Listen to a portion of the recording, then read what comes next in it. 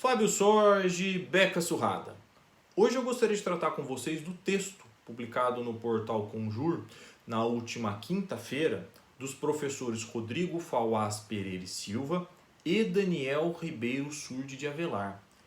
Esse texto trata da reforma do Código de Processo Penal, na verdade, do projeto de reforma do Código de Processo Penal e, em especial, sobre os aspectos que se ligam ao Tribunal do Júri.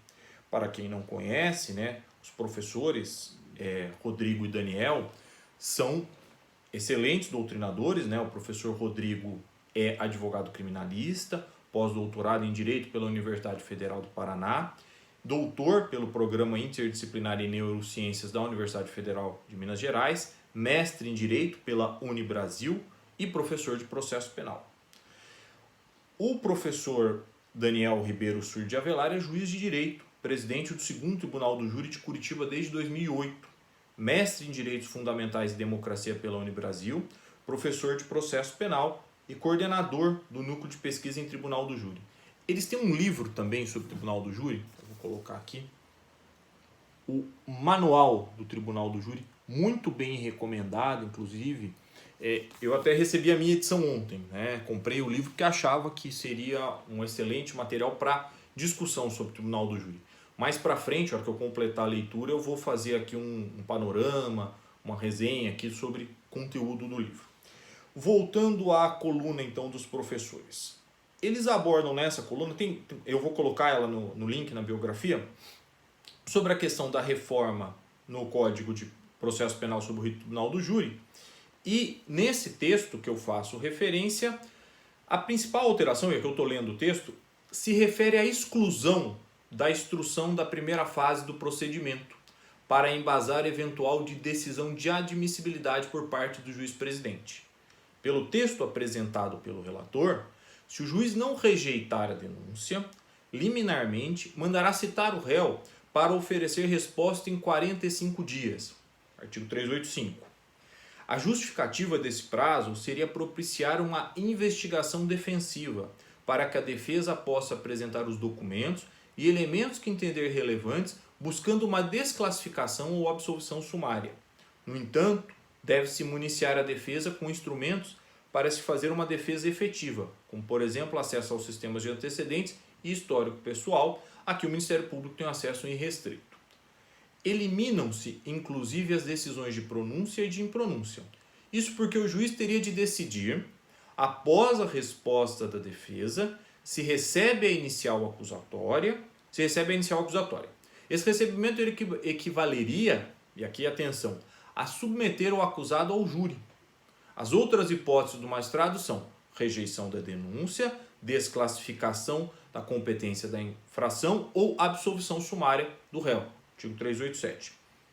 Então, a rejeição da denúncia deveria ocorrer quando da ausência de prova da materialidade do fato ou insuficiência de indício de autoria ou de participação, ou por conta da inépcia formal, prevendo ainda o texto que, no caso de dúvida sobre tais circunstâncias, o juiz precisaria decidir pela rejeição da denúncia. Aqui haveria pela primeira vez a previsão do princípio do indúbio pro réu, procedimento do júri. Para que o juiz encaminhe o acusado a júri, deveria ele reconhecer a adequada descrição fática da imputação e indicar a materialidade do fato e indícios suficientes de autoria ou de participação. Artigo 391. Já sobre as qualificadoras ou causas de aumento de pena, essas deverão ser excluídas apenas se forem manifestamente inaplicáveis. O artigo 393 assinala que a decisão de recebimento da inicial acusatória é irrecorrível, exceto no caso de exclusão das qualificadoras, essas recorríveis apenas pela acusação. Vou parar aqui na leitura porque acho que aqui já chegamos ao ponto. Quando eu li o texto, antes de receber o livro, eu ia fazer uma postagem e, francamente, seria crítica a essa posição. E digo a vocês por quê. Porque a pronúncia, como eu a entendo, ela é uma garantia do acusado.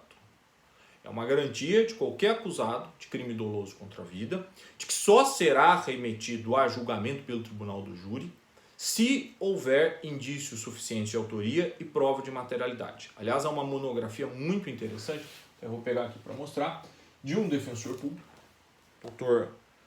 Álvaro Antônio Sagulo Borges de Aquino, que fala exatamente sobre isso, sobre a função da pronúncia como uma garantia do cidadão, como uma filtragem de que ele só será remetido a julgamentos pelo tribunal do júri se houver um mínimo de provas que autorize uma eventual condenação. Então, a minha primeira abordagem a essa proposta, que prevê, então, apresenta-se a denúncia, o juiz avalia se recebe, se absolve sumariamente ou se desclassifica. Se não já marca o júri, a minha primeira reação seria uma reação mais crítica, de crítica a essa proposta. Porém, eu recebi o livro dos professores e acompanhei, ainda recebi ontem, e acompanhei o prefácio do professor Jacinto Nelson Miranda Coutinho, que certamente é o nosso, se não o melhor, um dos melhores processualistas penais. E o professor Jacinto cita essa questão da realização, da produção da prova, para ser mais exato, em plenário. E cita no prefácio que faz ao livro uma distorção que ocorre, e é verdade, essa distorção ocorre, em que os julgamentos pelo tribunal do júri muitas vezes se tornam uma leitura dos depoimentos produzidos ou na primeira fase do julgamento ou no inquérito policial. E que isso não seria o ideal. O ideal seria, como propõem os autores, que não se utilizasse o inquérito policial nos debates em plenários e que toda a instrução, toda a prova testemunhal fosse produzida na frente do conselho de sentença. Então, que os jurados decidissem com base nas provas que eles acompanharam ou que foi feita na frente deles. E que isso permitiria um julgamento pelo júri com base no sistema eminentemente acusatório. Diante dessa reflexão, e claro, eu sempre fui um adepto, sempre defendi aqui no portal o sistema acusatório, e é um argumento que merece ao menos uma reflexão da parte de todos nós. Porque, de fato, a decisão dos jurados com a prova feita lá na primeira fase e que a gente lê essa prova não é a melhor possível. O ideal é, de fato, que essa prova seja produzida na frente dos jurados. Né? Que as perguntas, as inquirições, que o jurado possa avaliar aquela testemunha que vai depor, ouvir o acusado, ouvir eventualmente a vítima, se ela sobreviveu. Quer dizer, a produção da prova ser feita perante o jurado é algo que seria privilegiado por essa reforma. Eu ainda não me convenci completamente. Eu atuo em julgamentos do Tribunal do Júri há muito tempo e tento sempre produzir a prova perante os jurados, porque acho que são eles que julgam, eles que têm que avaliar. Então sempre arrolo testemunhas, não desisto de testemunhas, sempre faço com que essas testemunhas que eu julgo importantes para a defesa sejam ouvidas pelo Conselho de Sentença. Agora, eu observo alguns problemas. O primeiro deles, com a produção da prova feita somente perante os jurados, gravada normalmente, você não vai ter ali a transcrição, você infelizmente abre uma certa margem para má-fé processual. Eu já atuei em diversos julgamentos em que a parte que era minha adversária, sem a menor cerimônia, disse coisas que a testemunha não havia dito ali na frente dos jurados. Sem a menor cerimônia. Colocou palavra na boca da testemunha. E a questão da filtragem do que é dito, ou de mostrar para os jurados, olha, a testemunha não disse isso, ficaria muito mais dificultada com somente termos esse depoimento gravado. Esse é um problema que eu vejo assim, é que abrimos uma margem muito grande. Isso me preocupa um pouco. Porque hoje ainda você tem lá a primeira fase em que você tem lá o depoimento transcrito em que alguma referência àquilo você tem de fazer. Né? O segundo ponto que me preocupa muito é o que eu já disse no começo da minha fala. A pronúncia é uma garantia do acusado. Me causa sempre preocupação nós concordarmos com mudanças para agilizar o processo, entre aspas, tirando uma garantia. A pronúncia deveria funcionar, bem feita, como uma filtragem para acusações injustas. Evidentemente, se pode argumentar que o recebimento da denúncia vai ter um caráter muito mais importante. É verdade. Mas nós vamos ter, em tese, uma decisão de pronúncia ou uma decisão que manda alguém para o júri só com o que foi produzido em inquérito policial. E isso me preocupa bastante.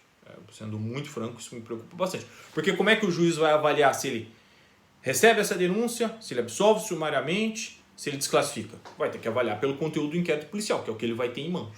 Vai ser isso que vai sobrar. Então me preocupa um pouco. Tinha, quando li a coluna, uma posição mais totalmente hostil. Agora, lendo um pouco do prefácio, relendo a coluna, vou ler o livro ainda para chegar nesse capítulo, começa a ter uma visão de que é um ponto que pode ser discutido. Né? Ele tem efetivamente o seu mérito de fazer com que a prova seja produzida perante o jurado. Isso é inegável. Se é a melhor solução, eu ainda não sei, não formei uma conclusão, mas achei que era importante, então até vou mostrar aqui de novo o livro dos professores, né? Eu vou ler o livro, né?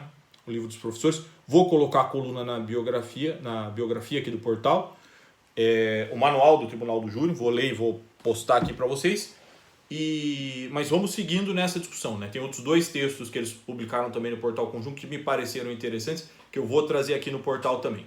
Então espero aí ter ajudado a fomentar essa discussão, discutirmos, né? O Tribunal do Júri é previsto constitucionalmente, precisa atender a sua finalidade, promover, tentar buscar trazer decisões mais justas, então não é algo que possa ficar simplesmente paralisado, sem nenhuma discussão sobre o seu funcionamento. Discussões são bem-vindas. Então espero aí ter ajudado nesse debate, trazer esse debate para quem nos segue aqui no portal e aguardo vê-los em outros vídeos. Muito obrigado.